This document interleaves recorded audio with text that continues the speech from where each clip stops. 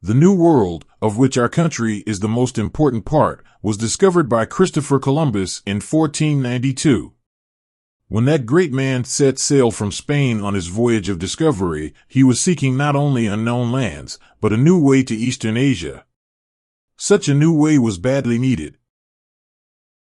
Long before Columbus was born, the people of Europe had been trading with the Far East.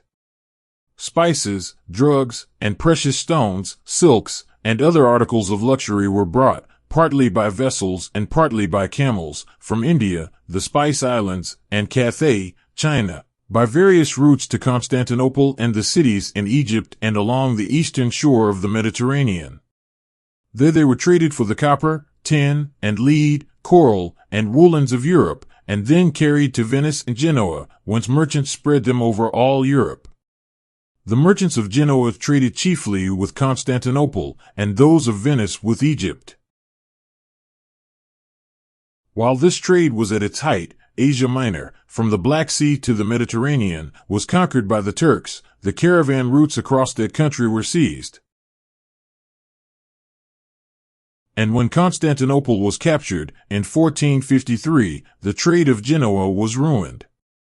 Should the Turkish conquests be extended southward to Egypt, as later they were, the prosperity of Venice would likewise be destroyed, and all existing trade routes to the Orient would be in Turkish hands. Clearly an ocean route to the east was needed, and on the discovery of such a route the Portuguese had long been hard at work. Fired by a desire to expand Portugal and add to the geographical knowledge of his day, Prince Henry the Navigator sent out explorer after explorer, who, pushing down the coast of Africa, had almost reached the equator before Prince Henry died. His successors continued the good work, the equator was crossed, and in 1487 Diaz passed the Cape of Good Hope and sailed eastward till his sailors mutinied. 10 years later Vasco da Gama sailed around the end of Africa, up the east coast, and on to India, and brought home a cargo of eastern products. A way to India by water was at last made known to Europe. Meanwhile, Christopher Columbus planned what he thought would be a shorter ocean route to the east. He had studied all that was known of geography in his time. He had carefully noted the results of recent voyages of exploration. He had read the travels of Marco Polo and had learned that off the coast of China was a rich and wonderful island which Polo called Cipango. He believed that the earth is a sphere and that China and Cipango could be reached by sailing about 2,500 miles due westward across the Atlantic.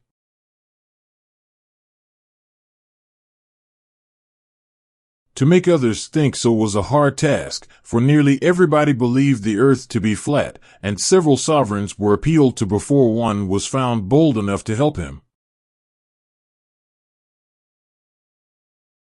He first applied to the King of Portugal, and when that failed, to the King and Queen of Spain. When they seemed deaf to his appeal, he sent his brother to England, and at last, wearied with waiting, set off for France. Then Queen Isabella of Spain was persuaded to act. Columbus was recalled, ships were provided with which to make the voyage, and on Friday, the 3rd of August, 1492, the Santa Maria, the Pinta, and the Nina set sail from Palos on one of the greatest voyages ever made by men.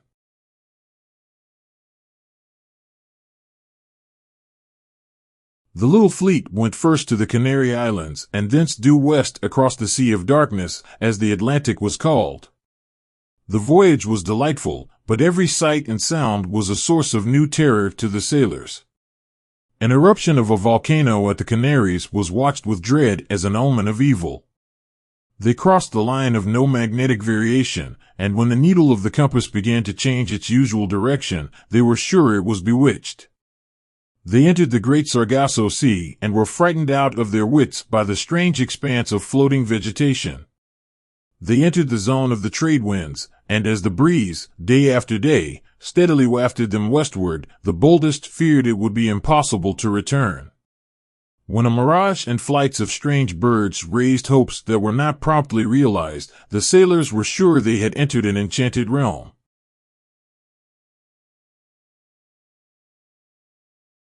Columbus, who was above such fear, explained the unusual sights, calmed the fears of the sailors, hid from them the true distance sailed, and steadily pursued his way till unmistakable signs of land were seen. A staff carved by hand and a branch with berries on it floated by. Excitement now rose high, and a reward was promised to the man who first saw land. At last, on the night of October 11th, Columbus beheld a light moving as if carried by hand along a shore. A few hours later a sailor on the Pinta saw land distinctly, and soon all beheld, a few miles away, a long, low beach.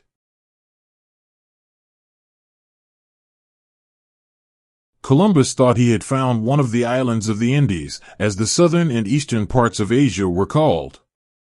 Dressed in scarlet and gold and followed by a band of his men bearing banners, he landed, fell on his knees, and having given thanks to God, took possession for Spain and called the island San Salvador, which means Holy Savior. The day was October 12, 1492, and the island was one of the Bahamas.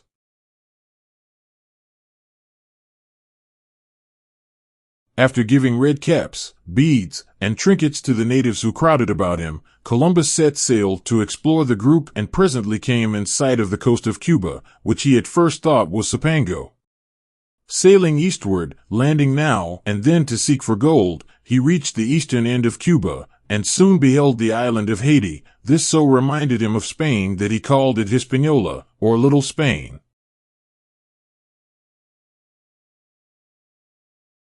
When off the Cuban shore, the Pinta deserted Columbus. On the coast of Haiti, the Santa Maria was wrecked. To carry all his men back to Spain in the Little Nina was impossible. Such, therefore, as were willing were left in Haiti, and founded La Navidad, the first colony of Europeans in the New World. This done, Columbus sailed for home, taking with him 10 natives, and specimens of the products of the lands he had discovered.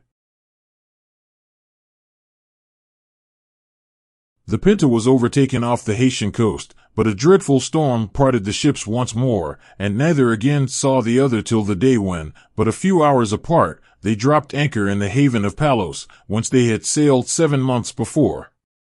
As the news spread, the people went wild with joy.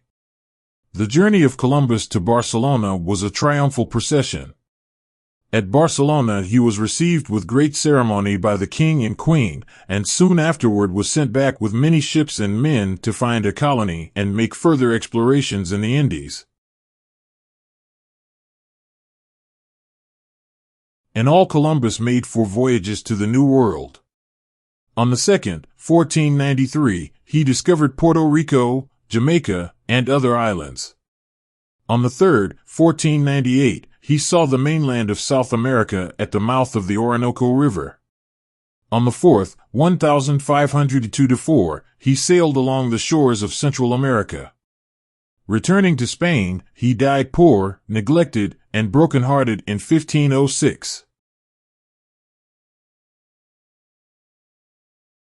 To his dying day Columbus was ignorant of the fact that he had led the way to a new continent. He supposed he had reached the Indies. The lands he discovered were therefore spoken of as the Indies, and their inhabitants were called Indians, a name given in time to the copper-colored natives of both North and South America. One of the first results of the discoveries of Columbus was an appeal to the Pope for a bull securing to Spain the heathen lands discovered, for a bull had secured to Portugal the discoveries of her mariners along the coast of Africa. Pope Alexander VI accordingly drew a north and south line 100 leagues west of the Cape Verde Islands and gave to Spain all she might discover to the west of it, reserving to Portugal all she might discover to the east. A year later, 1494, Spain and Portugal by treaty moved the line of demarcation to 370 leagues west of the Cape Verde Islands, and on this agreement, approved by the Pope, Spain rested her claim to America.